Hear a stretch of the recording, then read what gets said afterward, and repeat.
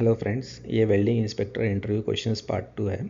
Already हमने part 1 बनाया हुआ है। चलिए अब ये पार्ट 2 में हमारा क्लाइंट की तरफ से क्या क्या क्वेश्चंस पूछे गए हैं हम देखते हैं इस वीडियो में। First question what are the special requirements for the golden joints. So ये क्या बोल रहा है कि गोल्डन जॉइंट्स का स्पेशल रिक्वायरमेंट्स क्या है वेल्डिंग करने के लिए। सबसे पहले हमें जानना है कि गोल्डन जॉइंट होता क्या है। गोल्डन जॉइंट आके एक ऐसा जॉइंट है जिसका हम हाइड्रो टेस्ट नहीं कर सकते हैं और उसका वेल्ड क्वालिटी हम एक एनडीटी मेथड से हम चेक करते हैं। स्पेशली अभी ये गोल्डन जॉइंट करने के लिए एक वेल्डिंग इंस्पेक्टर को सबसे पहले क्या क्या चेक करना पड़ता है। सबसे पहले वेल्डिंग इंस्पेक्टर को चेक करना होगा कि जो वेल्डर वो जॉइंट को वेल्ड करने वाला है वो वेल्डर आके पिछले 12 महीने से कैटेगरी ए वेल्डर होना चाहिए। कैटेगरी ए मीन्स उसका जॉइंट रिपेयर रेट 5% के नीचे होना चाहिए और लीनियर आके 0.2 के नीचे होना चाहिए। सेकेंडली उसके पास एक अप्रूव्ड WPS होना चाहिए उस जॉइंट को वेल्ड करने के लिए। फिर जब इन प्रोसेस में जब वेल्ड करेगा तो रूट हॉट पास फिल पास का पूरा उसको क्लाइंट के साथ उसका विजुअल इंस्पेक्शन करना है, ठीक है। फिर वो जॉइंट का 100% RTB होगा और 100% PAUT भी होगा। PAUT किस लिए होगा, क्योंकि PAUT आके बहुत स्ट्रिंजेंट है। स्ट्रिंजेंट मीन्स उसका एक्सेप्टेंस क्राइटेरिया आके बहुत स्ट्रिंजेंट है और माइन्यूट चीज़ों को भी पकड़ता है, तो इसके लिए RT के साथ PAUT भी हमें करना होगा। अगर समझिए वो जॉइंट आके सॉकेट वेल्ड हो गया या वेल्डोलेट हो गया, उसके लिए क्या होता है कि हमको उसका पास के लिए हमको NDT करना पड़ेगा। या 2 इंच के नीचे होगा तो उसके लिए PT करना पड़ेगा, अगर 2 इंच के ऊपर होगा तो उसके लिए MT करना होगा। तो ये स्पेशल रिक्वायरमेंट सारा गोल्डन जॉइंट के लिए एक वेल्डिंग इंस्पेक्टर को वेरीफाई करना चाहिए।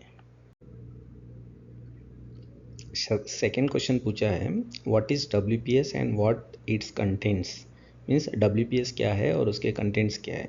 इसका आंसर है WPS is a written document which guide welder to perform welding.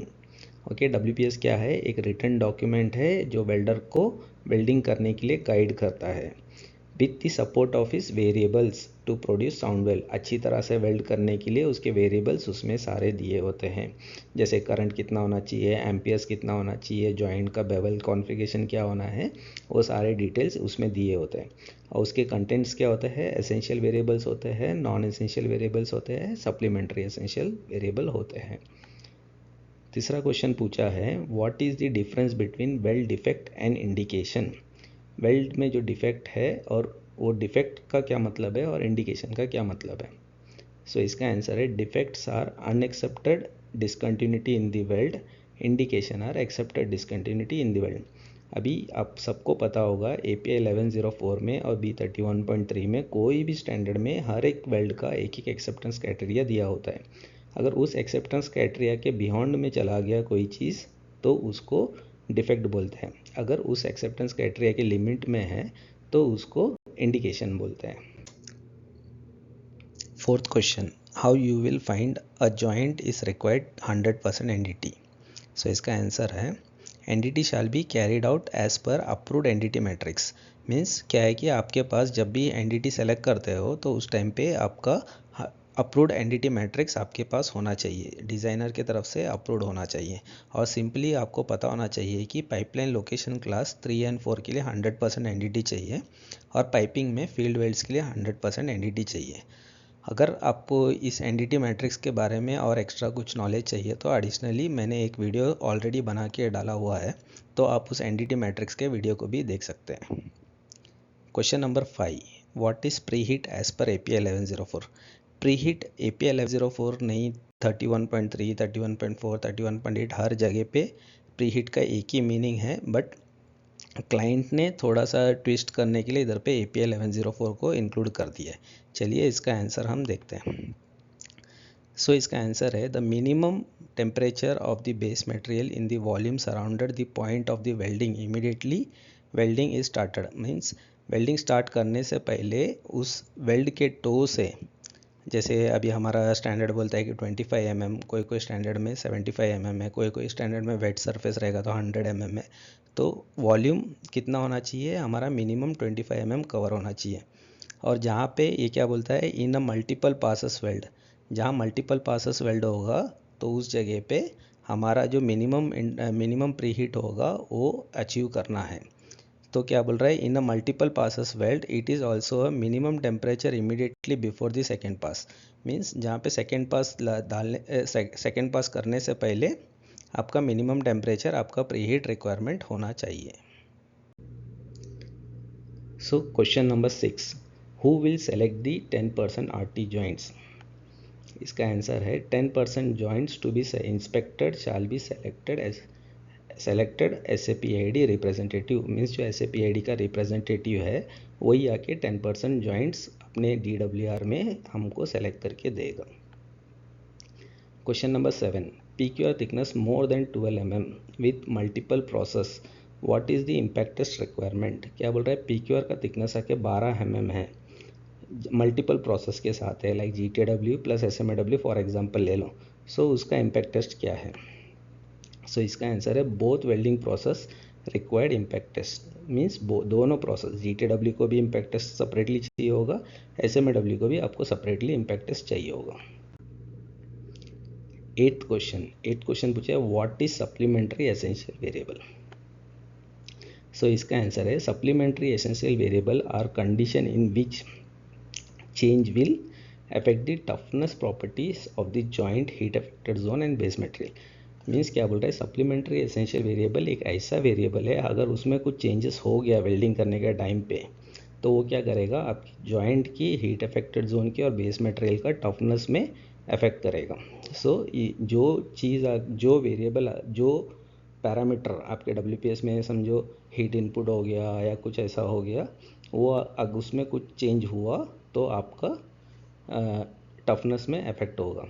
For example heat input के लिए, हीट इनपुट को भी आप ले सकते हो, ठीक है, या मटेरियल का ग्रुप नंबर है उसको भी आप सप्लीमेंट्री एसेंशियल वेरिएबल में ले सकते हो। Question number 9, why interpass temperature is verified. So इसका आंसर है interpass temperature is check during welding to ensure each weld passes is deposited under controlled heat condition which directly affect weld quality. Means interpass हम क्यों check करते हैं कि deposited weld आके control heat, means आपके WPS में एक range दिया है, वो आके कंट्रोल हो गया, तो वो कंट्रोल हीट के अंदर हमने वेल्डिंग किया है, क्या करने के लिए, अच्छा वेल्ड क्वालिटी अचीव करने के लिए। Question number 10, in mechanized GMAW API 5L grade X70 which filler wire is used. So इसका आंसर है ER7S-6 wire equivalent to grade X70 is used with the mechanized GMAW process. So क्या देखना है, जब ER70S-6 को जब आप material receiving या आप चेक करोगे साइट पे, क्या करना है, उसका टेंसाइल स्ट्रेंथ आके आपका मटेरियल का X70 का टेंसाइल स्ट्रेंथ को मैच करना है। Question number 11, PQR is qualified in 12.5 mm thickness, its maximum and minimum range for WPS qualification. So इसका आंसर है 5 mm to 25 mm as per ASME section 9 QW 451.1, 3.9 mm to 25 mm as per API 1104 table 1 के accordingly. Question number 12, which Aramco standard is for NCR। Answer है SAP 381 project quality issue escalation process. Question number 13, if any major change in IFC drawing, what is the next step, like reroute, less thickness material going to be used। For example में भी कुछ दिया है कि reroute हो रहा है या थिकनेस कुछ कम हो गया मटेरियल का, तो आपका क्या एक्शन होगा करके पूछा है। So IFC drawing need to be red markup and latest revision must be available at the site. या तो आप इसके साथ और एक चीज़ एडिशनली ऐड कर सकते हैं कि अगर कोई ऐसा ड्राइंग साइट में आ गया जो लेटेस्ट ड्राइंग नहीं है, तो हम एक INCR भी डाल सकते हैं। Question number 14, during visual inspection what types of repair you will find out and give some example. So क्या डिफेक्ट होगा, सरफेस डिफेक्ट क्या होगा, such as undercut, surface porosity and crater defects. Question number 15, welding inspector responsibility during welding consumable receiving inspection. So इसका answer थोड़ा briefly देना है आपको। सबसे पहले आप क्या करोगे, physically verification of welding consumable box, जितना भी वेल्डिंग कंज्यूमेबल बॉक्स आया है उसका फिजिकल वेरिफिकेशन करोगे। सेकंड क्या करोगे, कौन से वेंडर से आया है, वो सऊदी अरामको से अप्रूव्ड है क्या, उसको चेक करोगे। फिर क्या करोगे, उसका जितना भी क्वांटिटी आया है वो पीओ के साथ मैच हो रहा है क्या, उसको वेरीफाई करोगे। फिर क्या वेरीफाई करोगे, लॉट नंबर और heat number MTC and boxes में परफेक्ट है क्या, आप चेक करोगे। उसके बाद क्या वेरीफाई करना है, केमिकल कंपोजिशन चेक करना है एसमी सेक्शन 2C के साथ।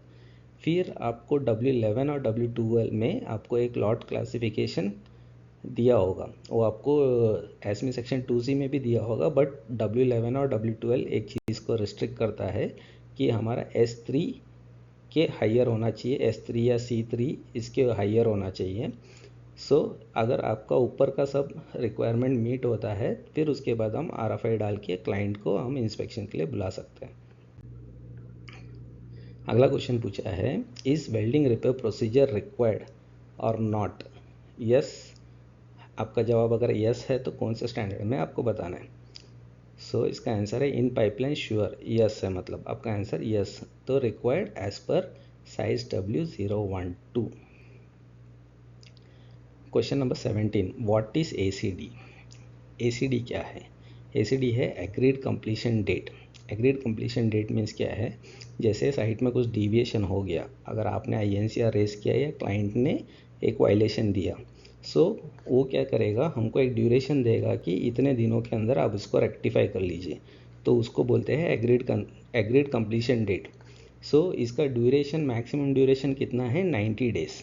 वो आपको 90 डेज़ भी दे सकता है, एक हफ्ता भी दे सकता है, 1 मंथ भी दे सकता है, 15 दिन भी दे सकता है, 2 मंथ्स भी दे सकता है। सो डिपेंडेंट क्लाइंट है, बट इसका मैक्सिमम ड्यूरेशन आके 90 डेज़ है। Question number 18, types of violations. So इसका आंसर है टाइप्स ऑफ वायलेशन का major, moderate and minor. 3 type है, major, moderate and minor. Question number 19, PQR impact approved. क्या बोल रहा है, PQR impact approved but welding engineer change the material grade. फिर उसके बाद अब इम्पैक्ट अप्रूव्ड है, वेल्डिंग इंजीनियर क्या किया है, मटेरियल ग्रेड को चेंज कर दिया है to another lower grade to weld which material impact test follow. So इसका आंसर है, firstly grade can not be change to the lowest for the impact test requirement. Grade आप change नहीं कर सकते हो, क्योंकि जब X60 में आपका PQR क्वालिफाइड है, जब तो उसको ग्रेड B में लेके आओगे तो क्या हो जाता है, आपका ग्रुप नंबर आके सप्लीमेंट्री एसेंशियल वेरिएबल, तो इम्पैक्ट टेस्ट के जगह पे जहाँ पे सप्लीमेंट्री एसेंशियल वेरिएबल है वो एसेंशियल वेरिएबल हो जाएगा। अगर in case if base material are used in PQR में अगर आपने 2 बेस मेटल यूज़ किया है, जैसे ग्रेड B यूज़ किया है या X60 यूज़ किया है, तो उस टाइम पे आपका लोवेस्ट मटेरियल का इम्पैक्ट टेस्ट का रिक्वायरमेंट कंसिडर करना चाहिए आपको। सो आई होप आप लोग को इस वीडियो से आप लोग को कुछ अच्छे क्वेश्चंस का नॉलेज मिला होगा। सो आपके लिए ऐसे ही वीडियो आगे आगे लेके आता रहूँगा। Thank you, bye bye, take care.